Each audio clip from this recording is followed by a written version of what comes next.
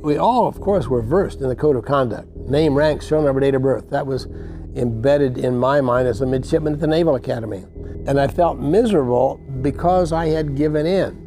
I felt so guilty about that that I didn't even want to communicate with any of the other prisoners because I knew that they had been stronger than I was. The first guy I communicated with was Admiral Bob Shoemaker. I said, Shoo, I got a confession to make. He said, what'd you do, Plumber?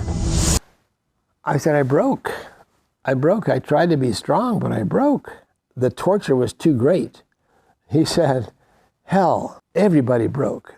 There's not a man in this prison camp who was as strong as he wanted to be. So pull up your big boy pants. We've got a war to fight. I am retired Navy Captain Charlie Plumb, call sign Plumber. Could have been Maverick, but it was Plumber.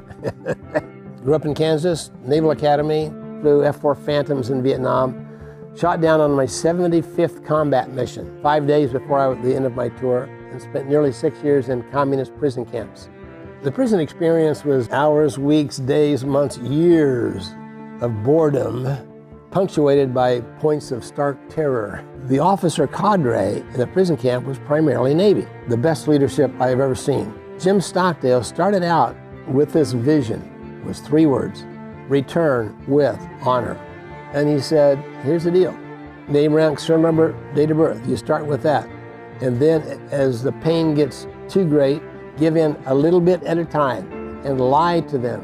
When you come back from a torture session, communicate with the rest of us and let us all know what questions they asked, what answers you made, how it all happened. Well, it was brilliant because not only did that put out the news of everybody what the torture sessions were going to be like, but it also relieved the person who was tortured of those feelings of guilt. You know, now we're functioning as a unit here. And it turned the whole thing around from being on the defensive to suddenly being on the offensive, having some meaning to our life. Our survival and even thriving through the experience was because of the leadership that we had. The POW experience, I think, shaped a lot of my thinking. And in fact, the nearly 6 years I spent in the prison camp, I think was probably the most valuable years of my life. I learned an awful lot there. It taught me a lot about forgiveness. And I found that forgiveness is not just a good Christian principle, it's a survival principle. Once I digested that thought, I'm thinking, all this vitriol within me wasn't hurting the enemy, it was hurting me. And so you go through these experiences, and if you can look back on the experience and pick out the positive part, the most negative experience in life, I'm convinced, has the positive part. And the key is to figure it out. And so I challenge myself to find value in adversity. And I find it.